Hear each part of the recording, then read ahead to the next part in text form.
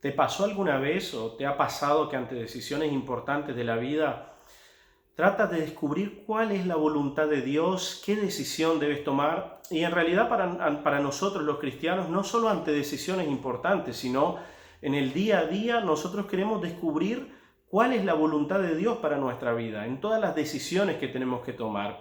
Hay decisiones comunes o simples del día a día y hay otras decisiones que son aún más trascendentales. Por ejemplo, cuando tenemos que decidir qué carrera vamos a estudiar, qué trabajo, qué profesión, qué oficio voy a obtener, con quién me voy a casar, a dónde voy a ir a vivir, dónde voy a establecer mi hogar. Todas esas son preguntas que muchas veces nosotros como cristianos le hacemos a Dios porque tenemos miedo de tomar una decisión equivocada y le decimos, muéstrame, Señor, cuál es tu voluntad. ¿Te ha pasado que has orado así pidiéndole a Dios, Señor, muéstrame tu voluntad, no quiero fallar, no quiero cometer un error?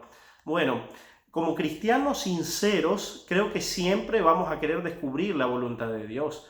Hoy yo quiero compartir un versículo contigo que a mí personalmente me ayuda a entender qué cosas tengo que hacer yo para que la voluntad de Dios pueda aparecer en mi mente de una manera más clara, más audible, más perceptible.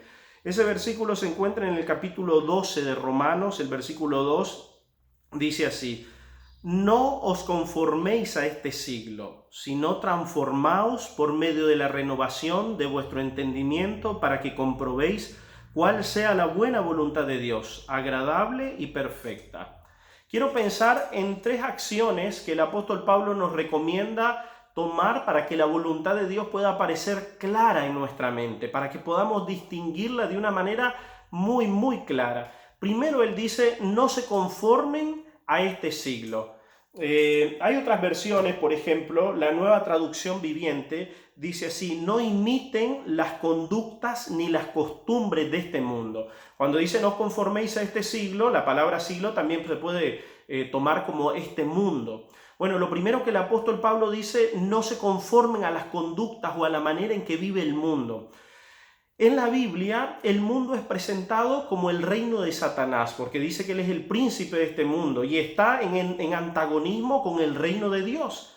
En el mundo, el diablo ha tratado de establecer sus valores, sus principios, sus normas, que en realidad son valores de perversión, de corrupción, de violencia, de inmoralidad, pero él los disfraza y nos hace parecer a nosotros los cristianos como que fueran atractivos. ¿Cuáles son las normas o las costumbres que tiene el mundo? Por ejemplo, Dios nos ha puesto para desear bendiciones que vienen de Él, pero el diablo nos presenta, por ejemplo, el exitismo, el querer ocupar el primer lugar, el que todos nos aplaudan, el no importar sobre quién tengo que pasar, pero primero yo, después yo y último yo. Y esas son las normas que tiene el mundo: el orgullo, la vanagloria, la pompa, el materialismo. De esa manera, el diablo muchas veces, incluso a los cristianos, nos va permeando nuestra manera de pensar. Yo recuerdo algunos textos donde Jesús dijo: yo te pido, Padre, que tú los guardes del mundo. Ellos están en el mundo, pero no son del mundo. Y él mismo había dicho: mi reino no es de este mundo.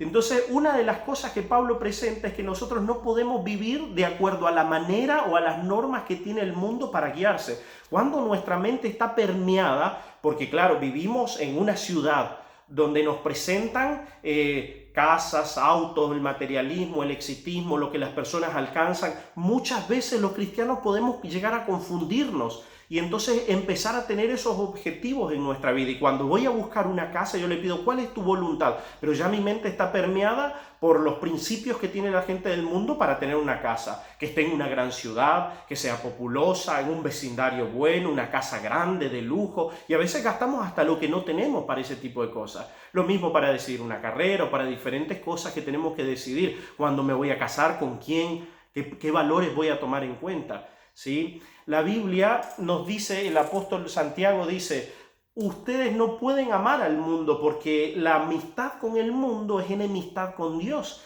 Y el apóstol Santiago, por ejemplo, dice así, el apóstol Juan, perdón, en 1 Juan 2:15: no amen al mundo ni las cosas que están en el mundo. Si alguno ama al mundo, el amor del Padre no está en él. Y entonces dice, porque todo, escuchen esto, todo lo que hay en el mundo, todo, dice todo, los deseos de la carne, los deseos de los ojos y la vanagloria de la vida no provienen del Padre, sino del mundo. Miren 3 cosas que nos presenta el apóstol Juan acá. Los deseos de la carne es todas aquellas apetitos y pasiones pervertidas que quedaron en el hombre después que éste pecó. Concupiscencias, lascivias, malos deseos, malos sentimientos que batallan en nuestro corazón y que a veces nos nublan para tomar decisiones correctas en nuestra vida. Ayer mi esposa estaba viendo un documental que incluso mostraba cómo hasta la alimentación puede afectar en la toma de decisiones en las personas, y hacían un experimento de personas que les daban un determinado tipo de alimento y después los hacían tomar decisiones, y siempre sus decisiones iban en un rumbo, y cuando tomaban otro tipo de alimento más saludable, sus decisiones iban en otro rumbo también. Hasta eso, el mundo, por ejemplo, nos vende comida chatarra que nos quiera distraer, programas en televisión. Dice acá, por ejemplo, primero, no, los deseos de la carne, todos esos apetitos, esos deseos de autocomplacencia que batallan en nosotros, no santificados. A través de ello el diablo trabaja en nosotros con carteles, con propaganda, con imágenes obscenas que van bombardeando nuestro ser. Después dice los deseos de los ojos, porque nos muestra un mundo que se ve atractivo a nuestros ojos, y nos paseamos por las ciudades y vemos hermosas casas y vemos autos y vemos ropa y vemos las cosas que están en este mundo, y de repente parece que las estamos deseando, y de repente hasta estamos luchando por querer alcanzar esas cosas, y entonces nuestros objetivos se ven desviados de la voluntad de Dios para nuestra vida. Acá tengo, por ejemplo, un pasaje muy lindo de un libro, se llama El Ministerio de Curación, y habla algunos consejos de, por ejemplo, cuando vamos a establecer un hogar, dónde deberíamos de hacerlo, qué principios, qué valores tomar en cuenta. El mundo presenta una casa moderna, incluso hay programas donde presentan que si una casa ya tiene algunos años y tiene algunas cosas que aparentemente han quedado de moda, se destruyen, se desechan, y hay que invertir un montón de dinero que a veces la gente ni siquiera lo tiene, sino que pide un préstamo para que su casa se vea más lujosa. Y a veces algunas personas lo toman como una competencia. Mi casa es la más linda del vecindario. Mis hijos van al colegio más caro del vecindario, de todos los vecinos o mis conocidos. Yo tengo el auto más lujoso, y empezamos a tomar valores que no corresponden. Un auto debería tener seguridad, confort para trasladarme de un lugar a otro, pero muchas veces lo que nosotros pensamos es ¿cómo me verá la gente con este auto? ¿Me iré a destacar? ¿Verán que soy un ganador si tengo este tipo de vehículo? Y esos son los principios que permean nuestra mente, con los cuales el mundo quiere bombardearnos. Les leo este texto que dice, a la hora de establecer hogar, no hay que dejarse llevar por el deseo de riquezas. ¿Escucharon? La Biblia dice que el amor a las riquezas es la raíz de todos los males, que nadie puede servir a 2 señores, y que a veces el diablo trabaja a través de esas cosas. Las riquezas, mansiones, yates, autos, lujos, viajes, todas cosas que nos alejan del mundo celestial, ¿sí? Dice, ni por las exigencias de la moda, ni por la costumbre de la sociedad. Téngase antes presente lo que más favorezca, escuchen, a la sencillez, la pureza, la salud y el verdadero mérito. Escuchen este otro texto. La vida en las ciudades es falsa y artificial.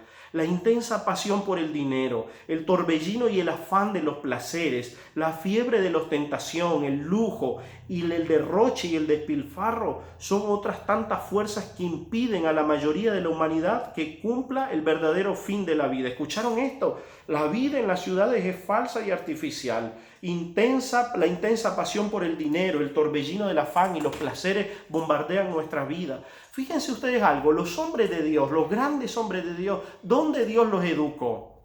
José, Moisés, en el campo, en un lugar apartado. Y nuestro más grande ejemplo, nuestro Señor Jesucristo, vino a vivir, podría haber vivido en una gran mansión, en un palacio, pero miren, Dios eligió para él un hogar humilde de sencillos campesinos, carpinteros, y allí vivía en un pueblito de Nazaret, tranquilo, aislado, pequeño. Y de esos lugares Dios ha traído a los hombres más poderosos en la Biblia, en la palabra, porque no fueron llenos por las cosas que tenían alrededor de una gran ciudad. Dice, no améis al mundo, no os conforméis con el mundo. Es la primera norma, el primer principio que Dios nos dice para poder distinguir cuál es su voluntad. Otra cosa dice, transfórmense, si no, transformaos. Bueno, la Biblia nos muestra, transformaos, la palabra ahí es metamorfos, de ahí viene la palabra metamorfosis, y ustedes recuerdan esa esa mariposa que primero es una larva, pasa por un proceso y después se convierte en una mariposa hermosa. Dios dice, ustedes lo que necesitan es una transformación para poder entender las cosas espirituales, porque Jesús dijo, el hombre natural no puede entender las cosas espirituales, porque se han de discernir espiritualmente. Jesús le dijo a Nicodemo, si te hablo de las cosas de la tierra y no las entiendes, ¿cómo te voy a hablar de las cosas espirituales cuando tu mente sigue pensando de esta manera terrenal? Necesitamos transformarnos. Ahora, nosotros no lo podemos hacer, pero sí podemos decidir entregarle la vida a Cristo para que Él nos transforme, para que Él obre en nosotros. Pero para eso hay que hacer una entrega total de nuestros deseos, de nuestros apetitos, de nuestros gustos, de nuestros anhelos. Hay que darlo todo, transformación. El apóstol Pablo en Efesios 4:22 dice así, en cuanto a la pasada manera de vivir, despojaos del viejo hombre, y dice que está viciado conforme a los deseos engañosos, y al diablo se le presenta como el mentiroso, ¿no? El gran engañador, y renovaos en el espíritu de vuestra mente, vestíos del nuevo hombre creado según Dios en la justicia y la santidad de la verdad. ¿Sí? Miren lo que dice acá el apóstol Pablo, despójense del viejo hombre. No podemos tener un hombre que nació con instintos, apetitos carnales, naturales de este mundo y querer interpretar la voluntad de Dios, porque no nos va a gustar, no la vamos a discernir, no vamos a querer obedecerla. La transformación, Jesús le dijo a Nicodemo, necesitas nacer de nuevo. Pero ¿cómo logramos una transformación? Finalmente el apóstol Pablo dice acá, mediante la renovación de vuestro entendimiento. ¿Saben de qué manera trabaja el Señor?